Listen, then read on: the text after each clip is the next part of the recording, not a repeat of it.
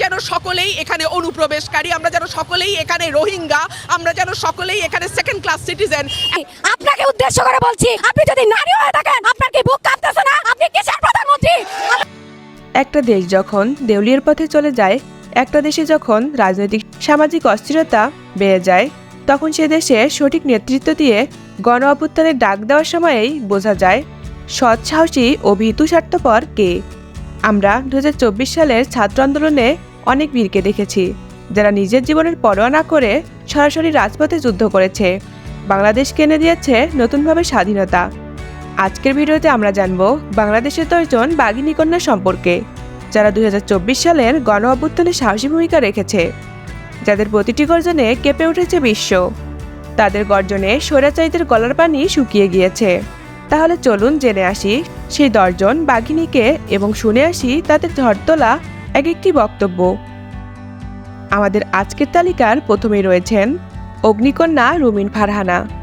আমি রুমিন ফারহানা, বাংলাদেশের একজন নাগরিক, আমার তো অধিকার আছে প্রতিবাদ জানানো। এই রুমিন ফারহানার বক্তব্যে সকলের গায়ের পশম দাঁড়িয়ে যায়, কারণ স্বৈরাচারী সরকার ক্ষমতায় থাকা অবস্থায়ও তিনি নির্ভয়ে প্রতিবাদ করতেন। সত্য কথা বলতে তিনি কখনো ভয় পায়নি। কোটা আন্দোলনেও এই বাঘিনী কন্যা শিক্ষার্থীদের পক্ষে সাহসী কণ্ঠে গর্জন করেছেন। তার বক্তব্যে যেন গোলাবারুদ বের হতো। তিনি সব সময় একজন বাঘিনী কন্যা হয়েই সকলের হৃদয়ে থাকবেন।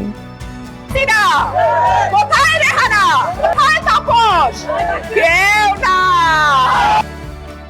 আমাদের আজকের তালিকায় 2 নম্বরে যিনি রয়েছেন, তিনি ঢাকা বিশ্ববিদ্যালয়ের অধ্যাপক ছাইমা ফেরদৌস, যিনি কোটা আন্দোলনে ছাত্রদের পক্ষে সাহসী গর্জন তুলেছিলেন, যার সাহসী গর্জন নেট দুনিয়ায় খুব তাড়াতাড়ি ছড়িয়ে পড়েছিল।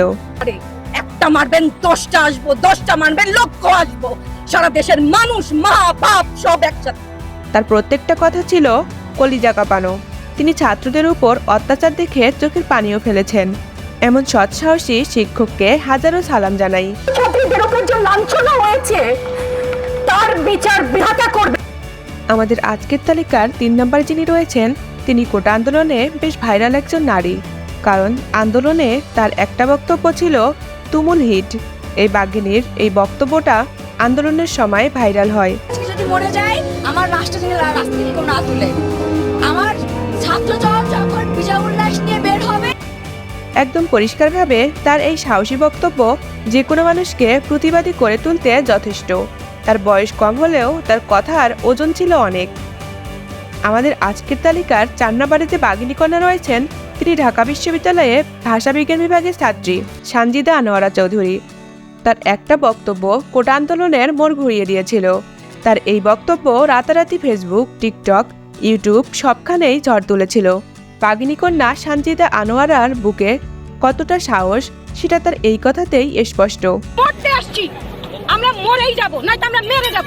কেউ চাইলেই এমন ঝড় তোলা বক্তব্য দিতে পারবে না।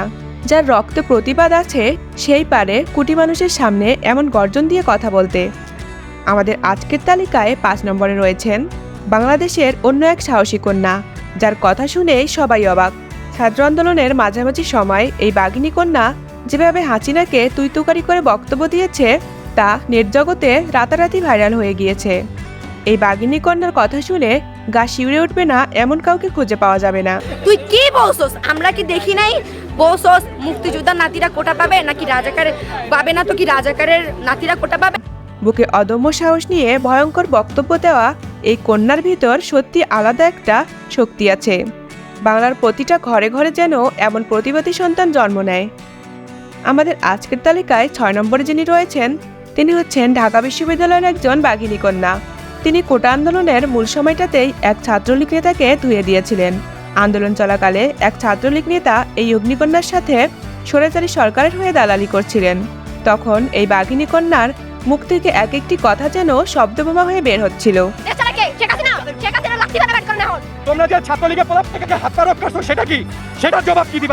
ছাত্রলীগ নেতার সাথে তার এই তর্কের ভিডিওটা নির্জগতে ভাইরাল হয়েছিল। এই মেয়েটার বয়সও অল্প, কিন্তু সে যেভাবে প্রতিবাদী কথাগুলো বলছিল তাতে বোঝা যায় সে কতটা সাহসী। আমাদের আজকের তালিকায় 7 নম্বরে যে বাঘিনী কন্যা রয়েছেন, তিনি হচ্ছেন মহিউদ্দিন রনির পাশে দাঁড়ানো এক সাহসী নারী। বাংলাদেশ রেলওয়ের অব্যবস্থাপনা নিয়ে মহিউদ্দিন রনি প্রতিবাদ করে এসেছেন অনেক আগে থেকেই, এবার তার সাথে এক হয়ে কঠিনভাবে গর্জন দিলেন এই নারী। সাহসী এই নারীর কথাগুলো শুনে যে কারোর রক্ত গরম হয়ে যাবে। তার কথাগুলোতে দারুণ শক্তি ও সাহস আছে। সামাজিক গণমাধ্যমে তার বক্তব্যগুলো অনেক ভাইরাল হয়। দুর্নীতি নিয়ে সাহসী কথা বলা এই নারী কোটা আন্দোলনেও বেশ ভাইরাল। ভাবতেছেন তালি মারতেছেন কিচ্ছু হবে না, কিন্তু এটা জেনে রাখেন এই পোলাপানগুলোর নাম মেরুদণ্ড পিঠের মধ্যে আছে। আমাদের আজকের তালিকায় ৮ নম্বরে যিনি রয়েছেন তিনি সকলের পরিচিত একজন মানুষ। তিনি হলেন যমুনা টিভির উপস্থাপিকা রোকসানা আঞ্জুম নিকোল। কোটা আন্দোলন চলাকালে তার সাহসী কিছু কথা সামাজিক গণমাধ্যমে তুমুল ঝড় তুলেছিল।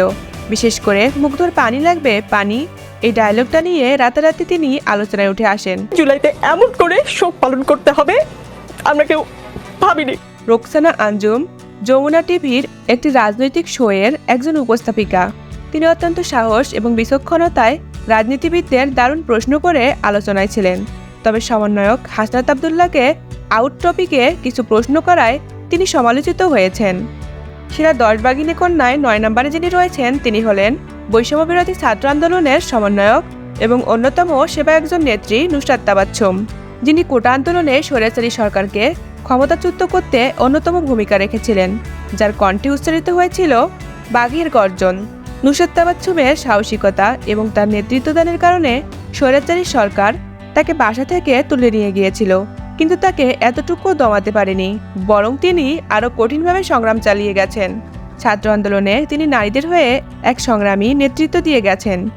আমাদের তালিকার 10 নম্বরে যে বাঘিনী কন্যা রয়েছেন তিনি হলেন ফারজানা সিথি। এই অগ্নিকন্যা সাহসের কথা নতুন করে আর কি বলতে হবে। আপনারা তো জানেন এই বাঘিনী কন্যা কতটা সাহসী।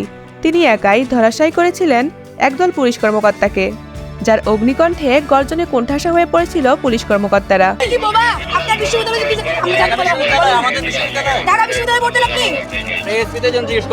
আন্দোলনে দারুণ অবদান রাখায় ফারজানা সিথি যেমন ছিলেন আলোচনায়, একজন সেনা কর্মকর্তার সাথে খারাপ ব্যবহার করেও মেয়েটি চরম আলোচিত হয়েছিল। দেখেন একটা তো একটা রেপিস্টকে ঠেকাইতে আসছে, দ্বিতীয়ত তারা আমাদেরকে আইন দেখাচ্ছে যে উই।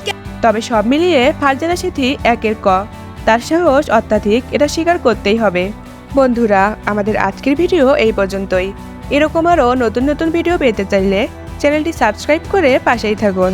আমার ছাত্রদেরকে টেনে টেনে ধরে নিয়ে যাচ্ছে কি হিসাবে, কোন বিচারে? বড় কঠিন বিচার, আল্লাহর বিচার, বড় ভয়ঙ্কর বিচার।